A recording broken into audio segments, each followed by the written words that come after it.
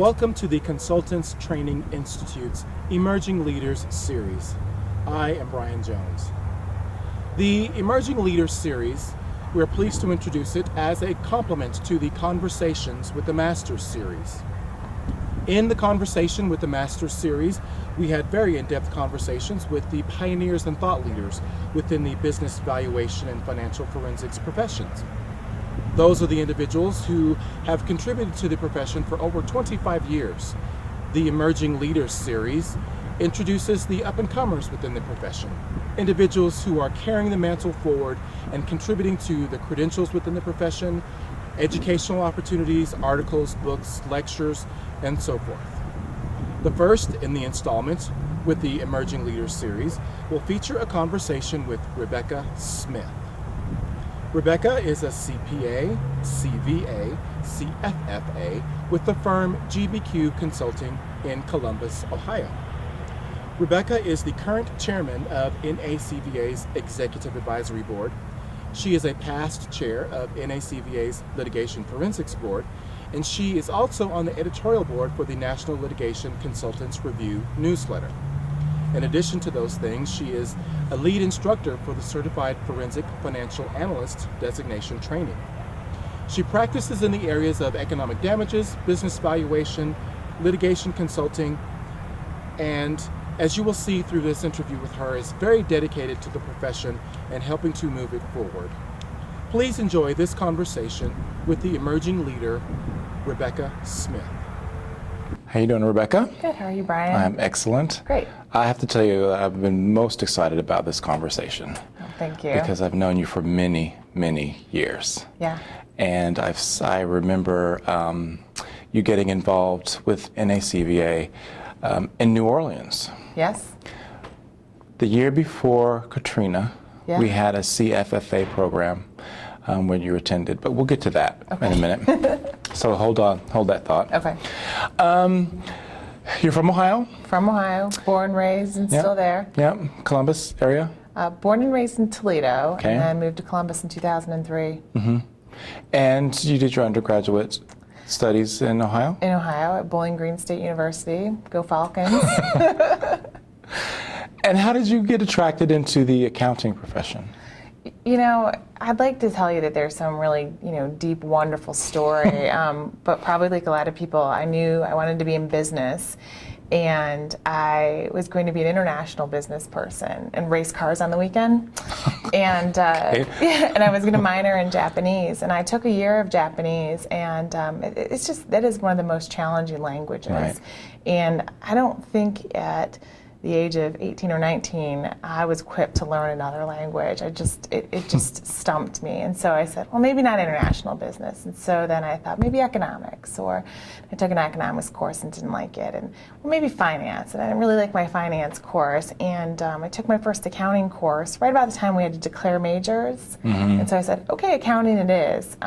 So a wonderful accident that turned out to be, one of the best random decisions I've ever made. And did you get any opportunities to work within the profession during that time, or what was your path from the university into real life world experience?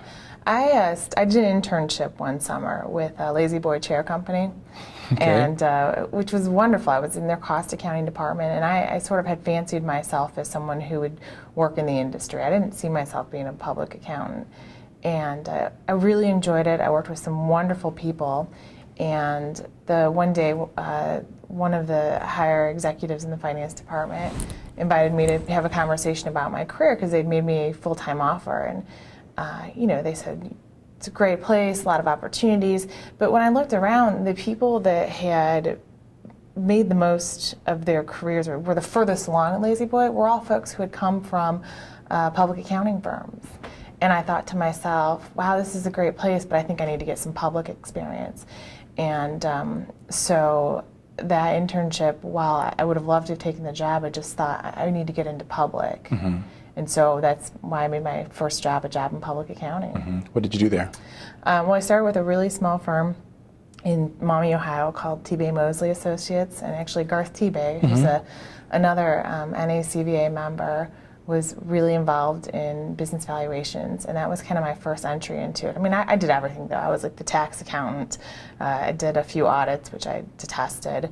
I was also the IT person. You know, someone's computer went down. I was the youngest, so they assumed I knew what I was doing. Right. But you know, Garth did a lot of really interesting consulting projects, and I very quickly gravitated towards that. And so, almost from my first year, I started doing consulting and got involved with NACVA. Really about a year after I left college, so very quickly. Do you remember that first assignment that you were involved with that piqued your interest? Yes, we had a client who was incredibly involved in the healthcare industry, and she decided that her next business venture was she wanted to take over the hospitals and the medical care on cruise ships. And so I bet you I spent a year researching the cruise industry, figuring out how many berths there were on all of the ships, what's the percentage of passengers that get sick and use the services, to put together these incredibly complex financial projections to figure out what was the business model that worked for her. Garth and she even came to Miami, or went to Miami and pitched it to some of the cruise lines. I mean, so it was a really fascinating project. And what I loved about it is that it was a start from scratch project, right? No checklists, there's no template to go from. It was whatever I thought the best way to approach it was how it was going to get done. And Garth was incredibly supportive of letting, I mean, what he was thinking, letting some dumb kid only 2 or 3 years out of college, you know, build these projections and, you know, let me run with it. But it was one of my favorite projects, and I still think of it, you know, fondly today. And it really was what got me excited about doing consulting work. So you eventually, at some point in your career, found the path into doing litigation consulting. That's right. How did that happen?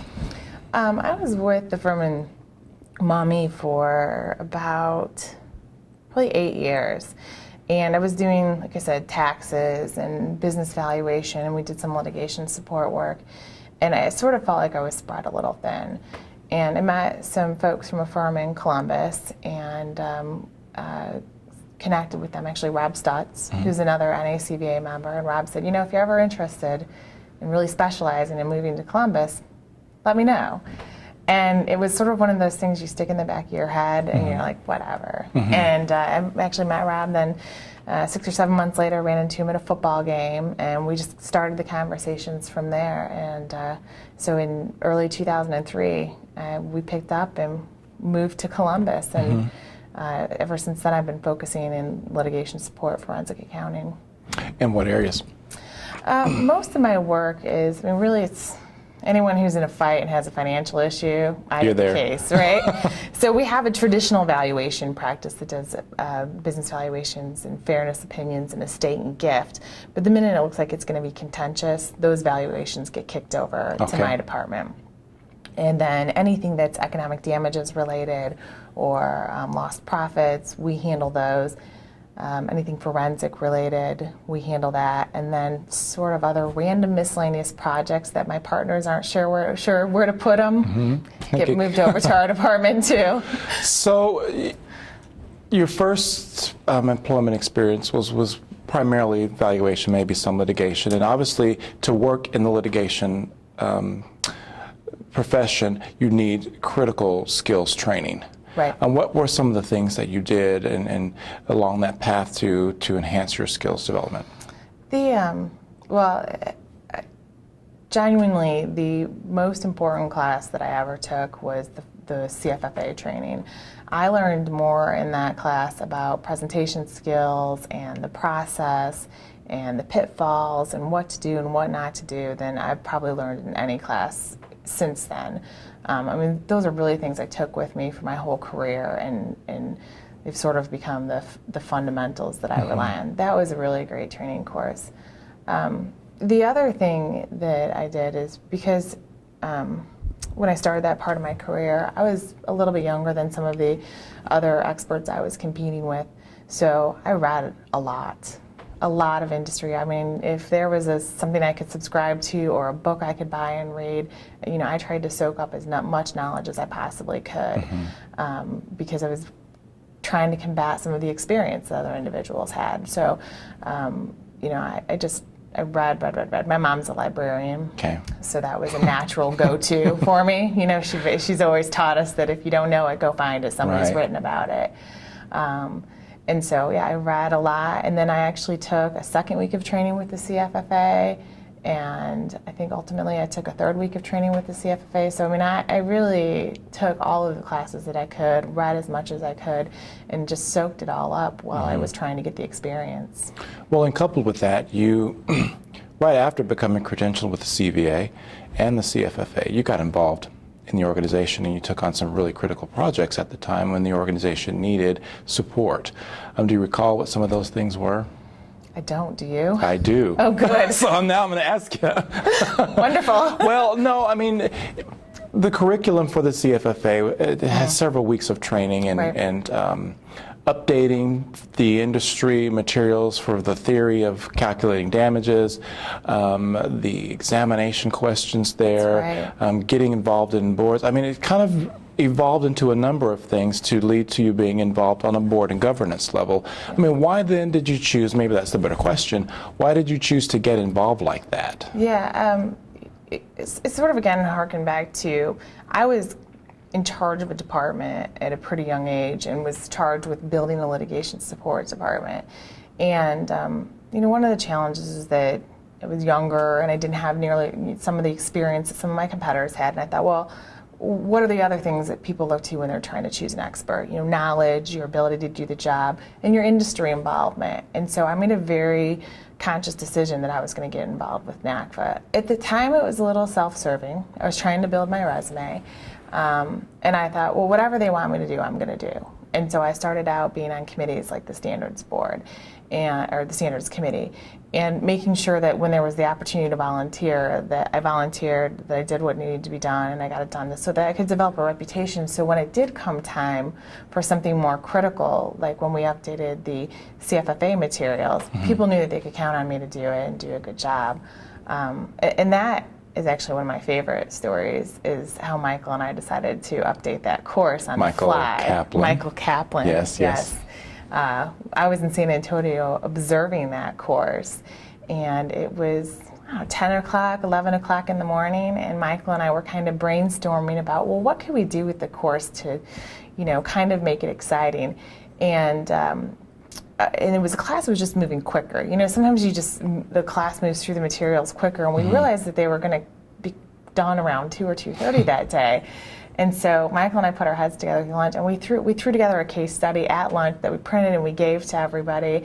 And we did this case study where each of them had the same main facts, but maybe a couple of different spins on the facts. And we had them sort of go away, do some damage calculations, and then we asked them each to elect someone to come up and present the damage calculations to the class and make sure that they told the class what their critical assumptions were. So we obviously end up with two ridiculously different numbers, right? $1 and $10 billion.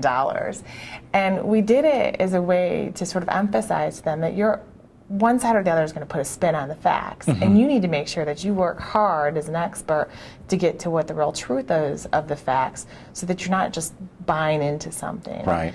And sort of from there is where I then took the materials and was allowed to update all those class materials and become the lead subject matter expert on our Calculating Business Damages curriculum. That's right. Yeah. Yeah. So a little bit of creativity, I guess.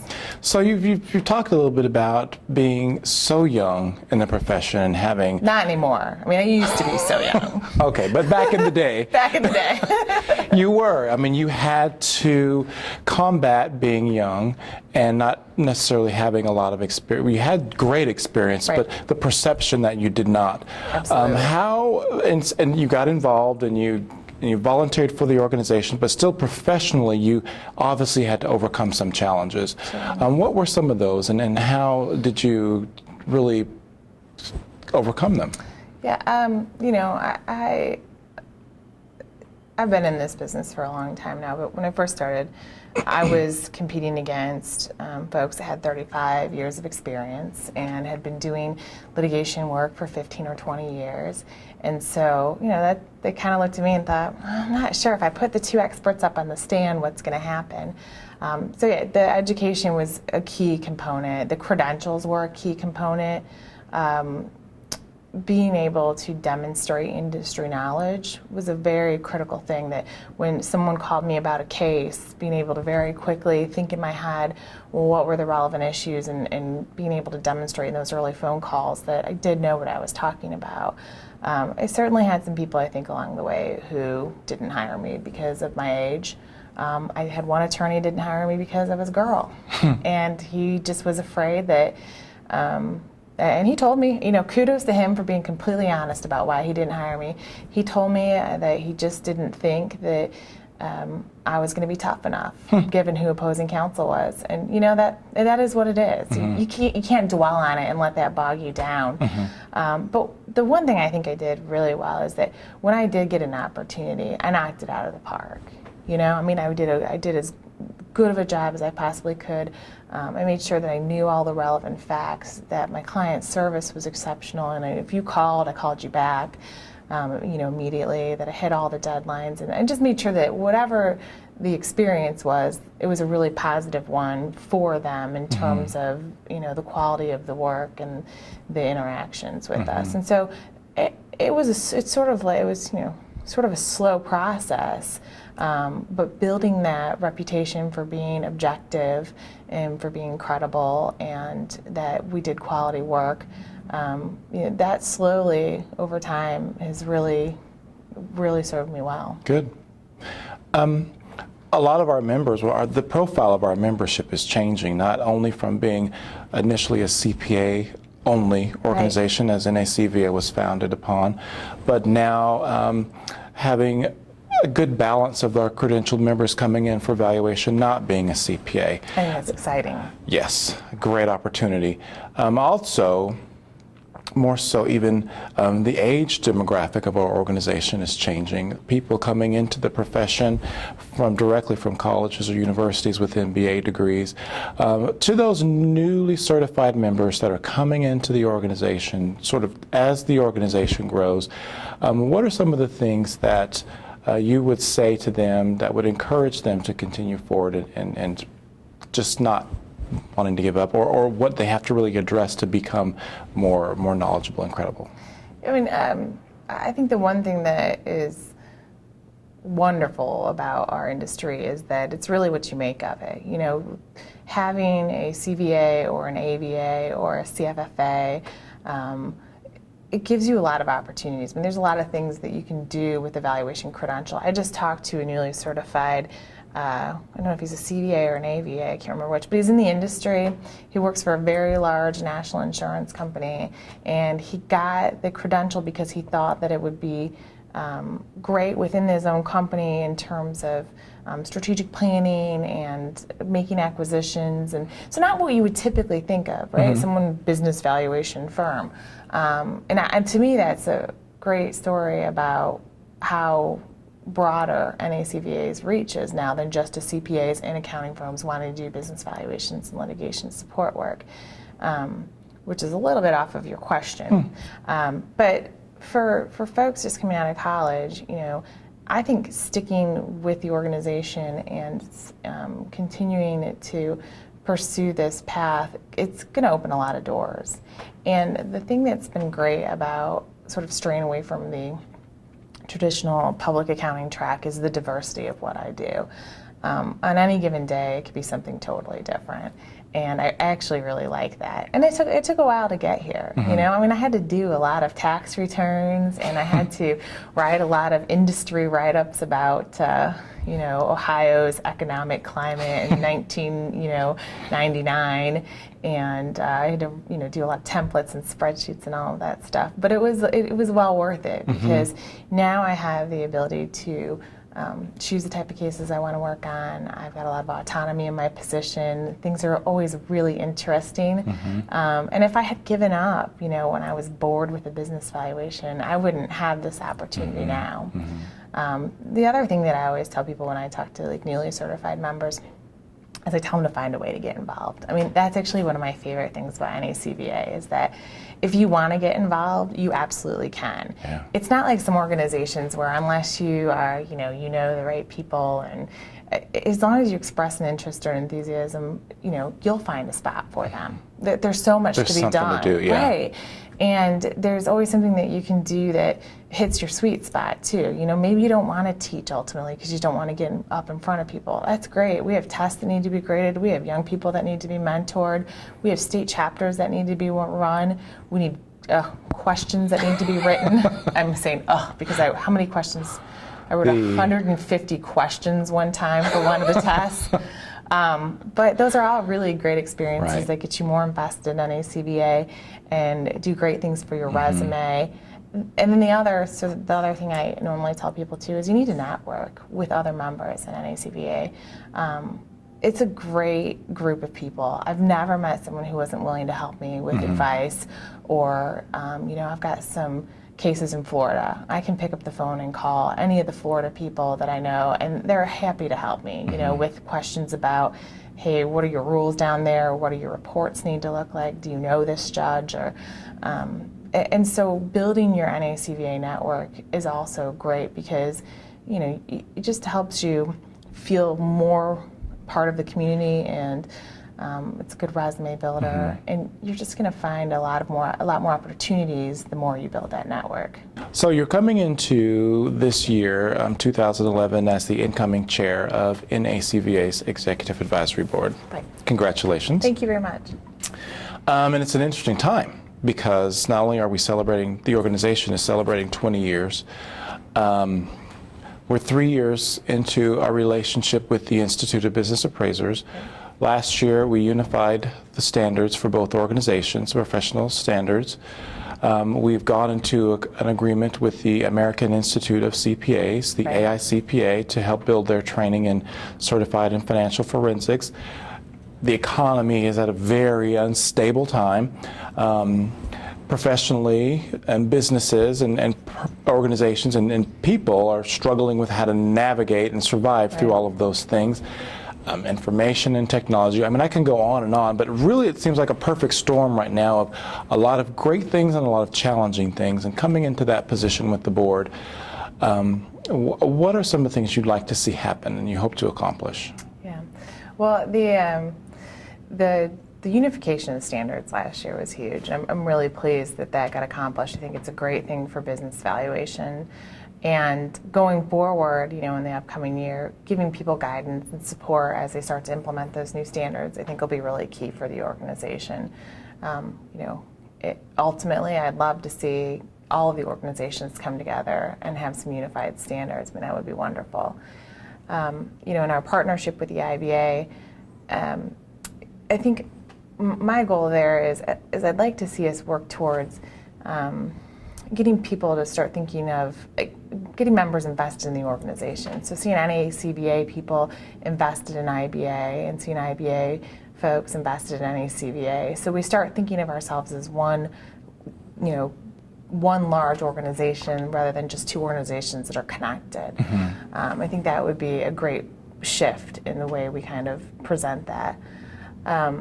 One of the things that's incredibly important to me, and this has been interesting every time I bring this up around the table with the Executive Advisory Board, is social media. Our firm's really invested in social media. We just started a blog, we have a Twitter account, we're pretty active on LinkedIn, and we have a Facebook page. We find that it's great for reaching our clients, and it's been fantastic for recruiting. And frankly, it's just the way the next generation of people are communicating. And so, we could have fought it. We're an accounting firm, we're traditional, but we decided that we would embrace it, and all of our partners have really embraced it. I think for NACVA, we've got some great starts. We have a Facebook page. We have a very active LinkedIn group. We have a Twitter account.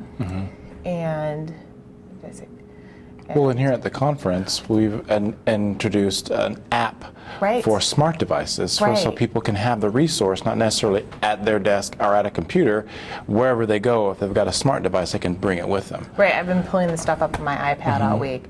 But getting the members more involved in that movement, I think, is going to be really important. Because right now I think headquarters is probably the primary supporter of all of that. And so getting some members involved in it to help provide some content, some more technical content, so that it really becomes something that when people are looking for a resource, they go to NACVA's blog to see what NACVA is saying about it. I mean, really, to be thought leaders anymore, you've got to be a thought leader through social media, Right. as well as more typical publications like the Valuation Examiner. So that's one of the things that gets me really excited about being EAB chair, is maybe pushing some of those members into the 21st century a little bit with those. And then in terms of the economic turmoil and the challenges that it faces to our members in our organization, I think some of the things that we're doing, like the mentoring program, is going to be great, because when you're faced with that business valuation and it's an industry that's really gone through some tough times, and you're sitting there thinking to yourself, I just don't know how to value this. With that program, you'll have someone who's more experienced, a mentor to go to, and that can help you work through those issues.